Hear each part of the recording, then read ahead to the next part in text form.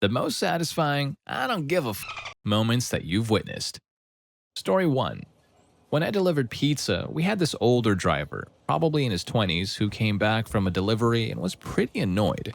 A few minutes later, the store got a phone call complaining about him. Essentially, what happened was a regular pie delivered was $11.97, and the person handed him $12 and asked for their change. He said, okay, went back to his car and got 3 pennies and looked the woman in the eyes and rolled the pennies between her legs into her house and walked back to his car. Story 2. It was me doing it. I worked at a 24-hour restaurant. My shifts mostly were Wednesday, Thursday, Friday, Saturday, and Sunday, 6 p.m. to 4 a.m. The manager of the restaurant really believed I wanted his job, so he would write me up for the most ridiculous things. One time, he wrote me up for a bad review from a customer on a night when I wasn't even working. That one got him in trouble with the regional manager. Moving forward, it was a stupidly busy Saturday night around 5:45 in the evening. I got into work and he met me with my yet another write-up, this time for allowing the kitchen to run out of a particular item during my last shift. I didn't even do the orders, but apparently it was my fault. So I went back to my car, took off my uniform, put on the normal clothes I had in there, and walked up to the kitchen counter where he was busy with the kitchen staff and some waitresses and waiters. He looked at me and told me what area I would be working in that night. I looked him dead in the eye and said, I don't think so. He said it again, and I said, I don't think so, this time handing him all of my uniforms. As I turned to walk out of the restaurant, he called out after me, saying, you can't do this, you're rostered on. I turned, pulled my height, and said, oh, honey, I can, and I just did. As I have been rostered for only 37 hours in total each week for the past 6 weeks, it is deemed I am part-time. And as a part-time employee, I am only required to submit my resignation. I am not required to give you any notice. He called me in about an hour later and begged me to go back. Yeah, screw you, mate. That's not happening. Story 3. The kid was kicking the back of my seat. Parents didn't want to do anything about it, traded to a seat behind them, and started kicking the kid's seat. Had an inland flight about 3 years ago. This kid in the row behind me, probably 6 or 8 years old, started to kick my seat after takeoff. It wasn't a long flight, maybe an hour and a half, but I hate these kinds of flights.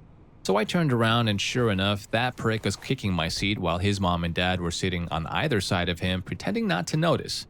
First, I kindly asked the dad if he could make him stop, and he somewhat tried to convince his kid to stop. The kid sulked but seemed to get the memo, at least for 1 minute, and then proceeded to kick my seat again. And once again, I turned around and this time dropped the pleasantries and told them that this was a golden opportunity to teach the kids some manners. As this is Norway and some people are starting to feel more entitled than others now, this didn't go that well, and my mom starts to yell at me and that he is just a kid and needs to express himself. It's at this moment the flight attendant arrives and I try to explain the situation while this kid's crappy mom and dad try to trivialize my complaint by saying I'm the one who's making a scene. The flight attendant, not wanting any trouble as we are miles above the ground, tries to explain that kicking the seat can be annoying and that we all should just get along. The flight attendant leaves and kicking commences, so I simply picked up my stuff, walked to the row behind them, and asked the woman behind them if she would just be nice enough to move to the window seat so I could get the middle seat. She just smiled and nodded. I sat down behind the kid and started kicking for the 40 to 50 minutes that were left of the flight. Story 4. At work in Geek Squad, another agent was really upset that day and had a rough patch with a few clients who were really mean and extremely rude to him. After bearing through them and after about a 10-minute break, he helped another client and their first words were, all right, Best Buy gave me a crappy product that broke after 6 months and I want you to fix it right now. Which he explained that there's a process and he couldn't fix it right now, and the guy cut him off and said, I don't care, just get it done. Well, he sat there for a second, quietly, took off his badge, slapped it on the table, yelled, screw you, then started walking towards the front door with middle fingers pointing up at everyone, then said, and screw this place, walked out. When I went home and on Steam I saw he bought GTA 5, he then had 200 hours played in 2 weeks after that, haven't checked since. Story 5. I was training a new bartender at this fairly upmarket restaurant nightclub. She'd previously worked at a dive bar for students. The second night into her training, the 2-foot-long rubber shots mat with the Red Bull logo on it disappeared off the top of the bar. My trainee went around the other side of the bar to look for it, thinking it had fallen off. Next thing I know, she's pulled it out of the back of a dude's pants and slapped it back on the bar. She then grabbed him by the upper arm, spun him around so that he was bent over the bar, and spanked him on his bum. I mean, like, really walloped him while telling him off loudly for being stupid crap. And then she returned to the bar, washed her hands to get the stupid off of her. I think I'm in love with her already. Story 6. At Air Force basic training, when you first show up, you're either in civilian clothes or the uniform with sneakers, because they don't want to screw up your feet, I guess, and are affectionately called sneaker weekers. While at chow, if the table behind you gets up, you need to get up and leave regardless if you're finished. If 2 tables behind you get up, you'll be swarmed by military training instructors, MTI, and have them scream in your face until you do get up. I had just put my tray back and started to walk out when I look back and see one lone sneaker weaker by himself in a row of 5 or 6 tables surrounded by 6 MTIs. The kid is staring straight ahead and just eating his food one spoonful at a time while the MTIs scream in his face. Finishes his food, sets his spoon down, picks up his drink, and just slowly finishes his water, turns his glass over, puts it down, picks up his tray, and walks up to put it away, while still being screamed at by 6 MTIs. The kid is walking out, and I realize everyone in the room is staring at him. He has no emotion, no fear, no smirk, nothing, as he walks out of the chow hall. Sounds like that kid had some training at home before getting to basic. Story 7. Some Karen was beefing about a 25-cent off coupon. The coupon was for a 42-ounce bottle of something, but she wanted a 28-ounce bottle. The coupon was rejected when scanned because, there was no product to match it. There was nothing the cashier could do, but this Karen just kept demanding 25 cents off. Finally, the guy ahead of me in line marched up to the counter, slapped a quarter down and said, "There's your frickin' 25 cents off. Now pay your frickin' bill so the rest of us can go on with our days." What a legend. Story 8. Was living and working from home on a super busy street. One day, I hear a ruckus out in front. There's an SUV stopped in the middle of the road, the occupants apparently having a fight. No traffic could get by, and wouldn't you know it, like 10 cars back, there's a deputy's car. Deputy walks up, already pissed off by the shape of his stride. Now I couldn't hear anything up to this point, but things got very loud. He demanded to know what the issue was. The driver wanted the passenger out of the car. Deputy asked the passenger, whose car? Passenger begrudgingly says it's the driver's, but that they help pay for it. Deputy, out of the car. Passenger, but deputy, now, out. The passenger gets out, goes to stand on the curb as directed. Deputy to the driver, drive. Passenger, but how am I supposed to get home? Deputy, walk. He then turns and walks off into the sunset. Seriously, that last walk was the coolest damn command I'd ever heard.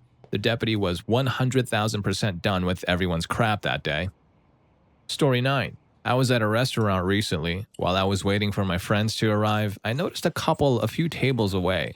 The lady was going on and on. I couldn't hear the exact words, but it was pretty obvious that they were having a heated argument where she was apparently scolding her significant other.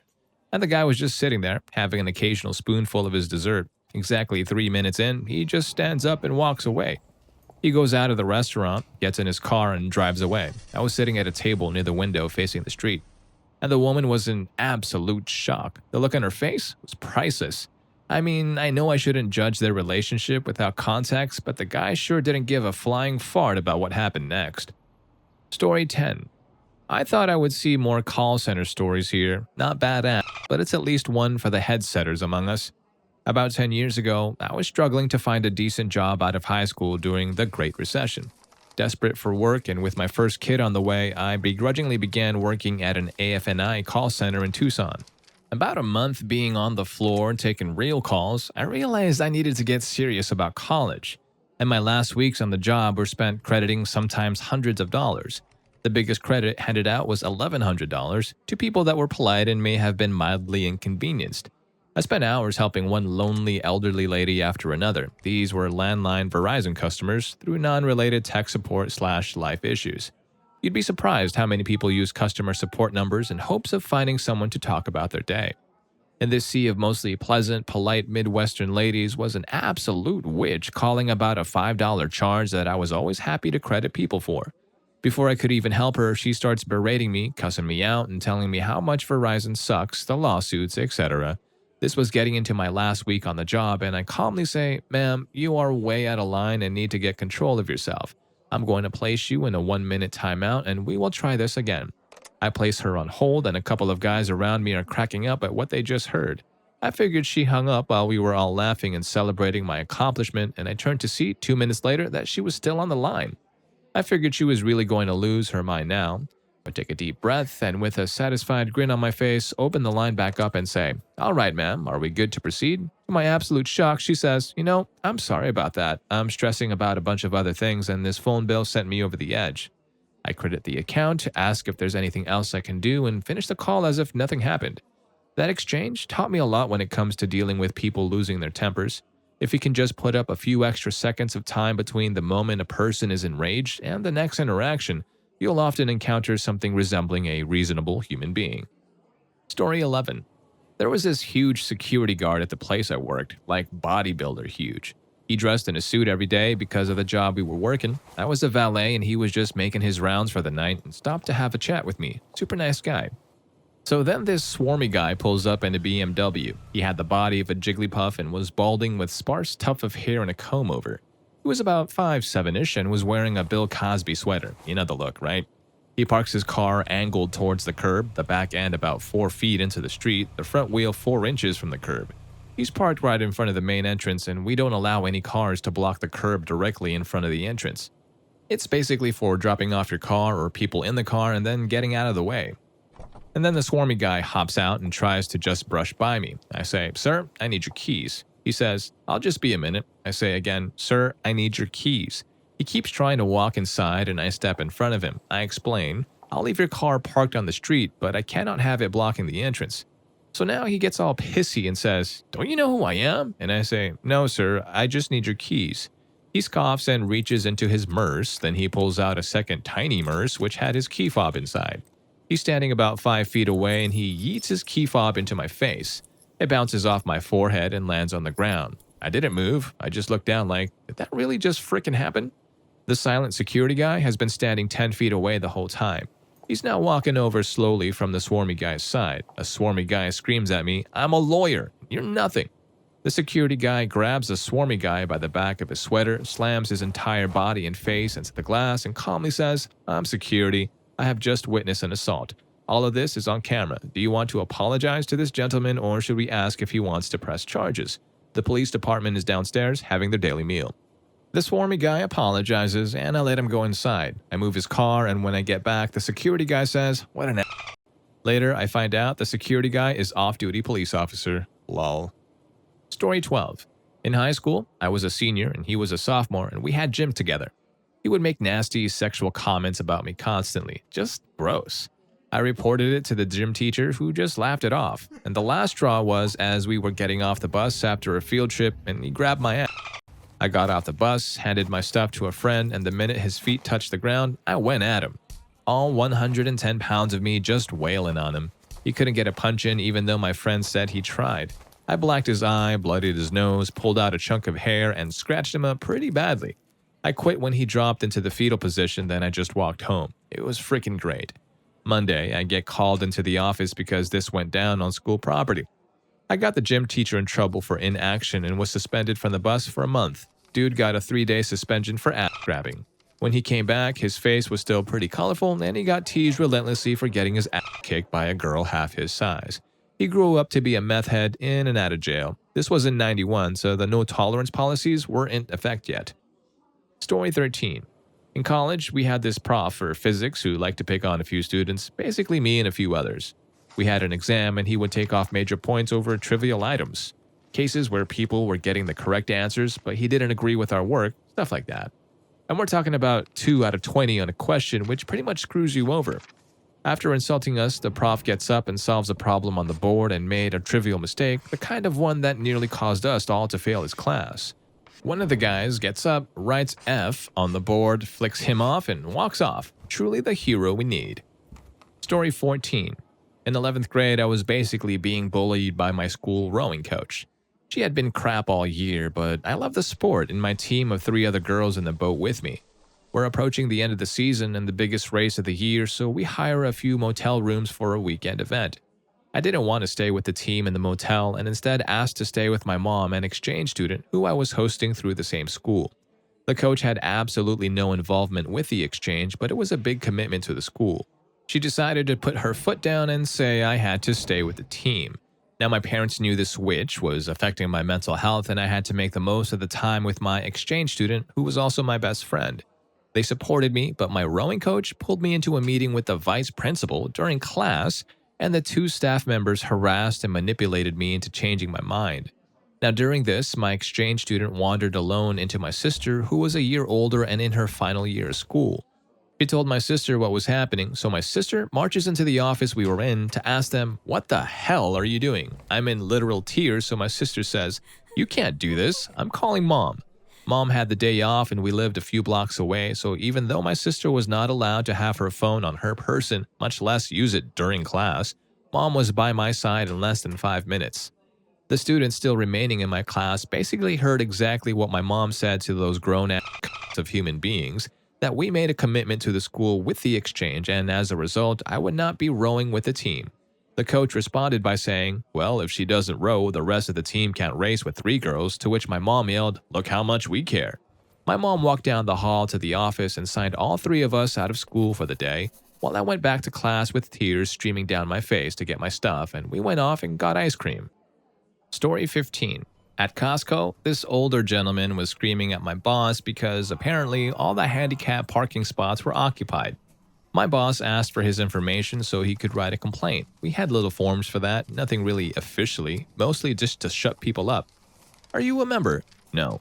"Well, that's it then." My boss then put the little form in the garbage can and walked away. The old man was stunned.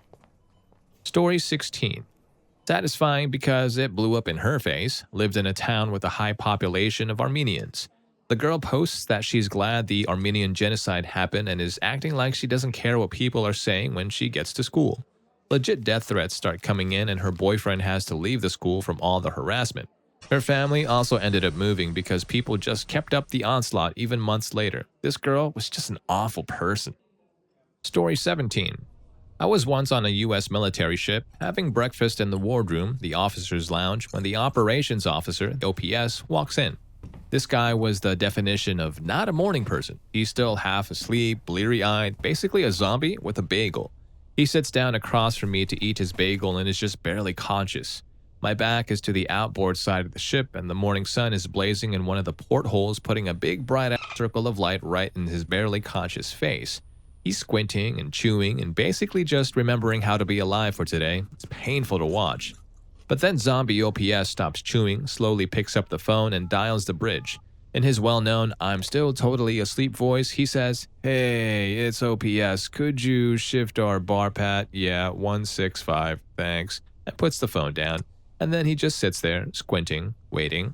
And then, ever so slowly, I realize that the big blazing spot of sun has begun to slide off the zombie's face and onto the wall behind him. After a moment, it clears his face and he blinks slowly a few times, and the brilliant beauty of what I've just witnessed begins to overwhelm me. By ordering the bridge to adjust the ship's back and forth patrol by about 15 degrees, he's changed our course just enough to reposition the sun off of his face. He's literally just redirected thousands of tons of steel and hundreds of people so that he could get the sun out of his eyes while he eats his bagel. I'm just in awe.